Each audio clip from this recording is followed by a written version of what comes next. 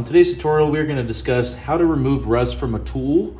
On this tool, as you guys can see, we've already grinded off a little bit with a grinder and with a polish pad on there, but we've got a lot of surface rust still remaining on both sides of the head. So what we're going to do here, we're going to submerge this in a little mixture that should help this. We've got distilled vinegar, salt, baking soda, and then we're going to follow up with the SOS and the heavy duty scrub pad. To begin, you're going to want to find a container large enough to be able to submerge your tool into. We've got a container here. We're going to grab the wrench. We're going to place it in the container, and we are going to begin to sprinkle some baking soda on the area that's got the most amount of rust. Next, we're going to pour the vinegar on the tool. We are using 4 Monks distilled white vinegar.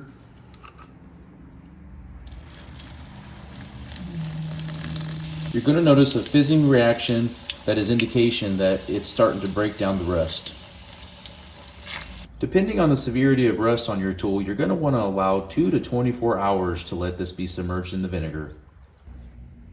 We are back after letting our tool soak for 24 hours in our vinegar and baking soda mix. We will now pull the tool out and begin to scrub it with our SOS pad and our Scour pad. We're going to pull the wrench out and place it on our towel. And we're going to begin scrubbing with our Scour pad.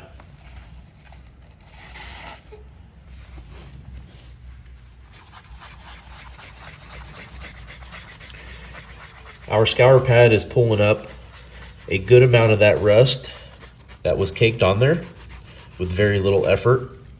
As you can see, a lot of it's coming off easily, and it wipes away.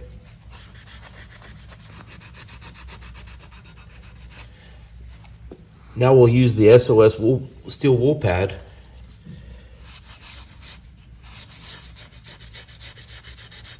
This is a little bit more aggressive, and it'll finish taking any of the residue right off.